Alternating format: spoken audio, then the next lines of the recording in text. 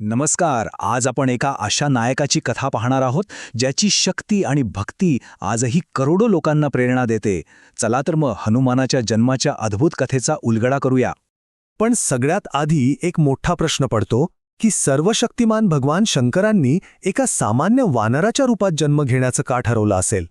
आणि विचार करा, एका राजाची प्रार्थना, एका भक्ताची कठोर तपश्चर्या आणि एका अप्सरेला मिळालेला शाप, ह्या तिन्ही वरवर वेगळ्या वाटणाऱ्या गोष्टी एकाच मोठ्या दैवी योजनेचा भाग कशा असू शकतात. चला तेच पाहूया. आणि सगळ्यात मोठा, सगळ्यात आश्चर्याचा प्रश्न म्हणजे जन्मानंतर लगेचच एका लहानग्या बालकाने चक्क सूर्य गिळण्यासाठी आकाशात झेप का घेतली. चला या सगळ्या प्रश्नांची उत्तरं शोधूया. तर या कथेची सुरुवात पृथ्वीवर नाही होत, ती होते स्वर्गात, पुंजिकस्थला नावाच्या एका खोडकर अप्सरेपासून. हे बघा किती गमतीशीर आहे. पुंजिकस्थलाने एका ऋषींच्या ध्यानात थोडा व्यत्यय आणला आणि झालं, तिला थेट शाप मिळाला. पण गंमत म्हणजे त्या ऋषींनी तिला एक वरदानही दिलं, शापातून मुक्त होण्याचा एक मार्ग. तो म्हणजे भगवान शिवाचा अवतार तिच्या पोटी जन्म घेणार होता. बघा, एका छोट्याशा चुकीमुळे संपूर्ण विश्वाचं नशीब कसं बदलणार होतं. त्या शापानुसार पुंजिकस्थलाचा जन्म पृथ्वीवर अंजना म्हणून झाला. तिचं लग्न झालं शूर वानर राज केसरीशी. सगळं काही ठीक होतं, पण तिच्या मनात एकच सल होती, तिला मूलबाळ नव्हतं. आणि मग पुत्रप्राप्तीसाठी अंजनाने काय केलं असेल. तिने खूप मोठी तपश्चर्या केली. 1-2 वर्ष नाही तर तब्बल 7,000 वर्ष अंजनेरी पर्वतावर केवळ भगवान शंकरांना प्रसन्न करण्यासाठी. अखेर तिची ही कठोर भक्ती फळाला आली. भगवान शंकर प्रसन्न झाले आणि त्यांनी तिला वचन दिलं, तुझी इच्छा नक्की पूर्ण होईल. माझाच एक अंश तुझ्या पोटी जन्म घेईल, जो पराक्रमी असेल, महान भक्त असेल आणि ज्याचं शरीर वज्रासारखं असेल.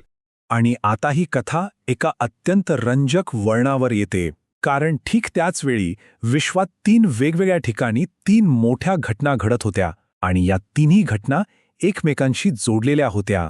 बघा, एका बाजूला कैलास पर्वतावर भगवान शिव स्वतः अवतार घेण्याची योजना करत होते, तर दुसरीकडे अयोध्येमध्ये राजा दशरथ पुत्रप्राप्तीसाठी एक मोठा यज्ञ करत होते. आणि तिसऱ्या बाजूला अंजनेरी पर्वतावर अंजना शंकराच्या वचनाची वाट पाहत होती.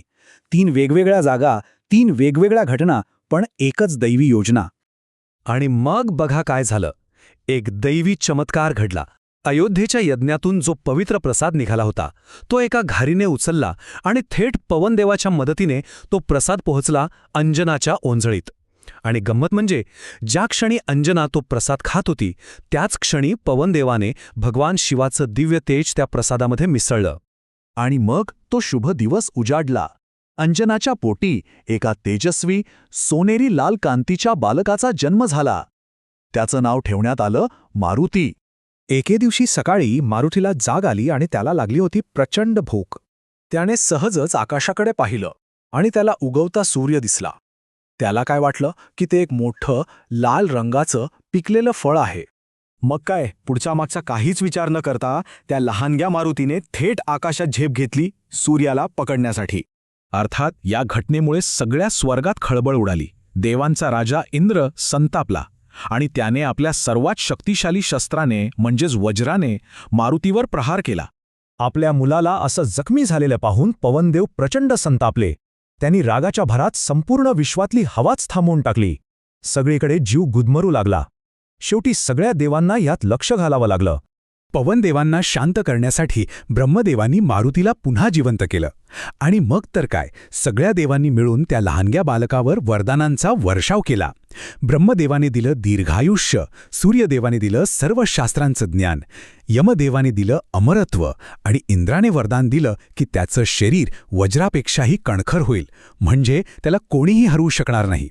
आणि याच घटनेतून मारुतीला त्याचं प्रसिद्ध नाव मिळालं. इंद्राच्या वज्राचा प्रहार त्याच्या हनुवटीवर म्हणजे हनुवर झाला होता, म्हणूनच त्याचं नाव पडलं हनुमान, ज्याची हनुवटी मोठी किंवा बलशाली आहे.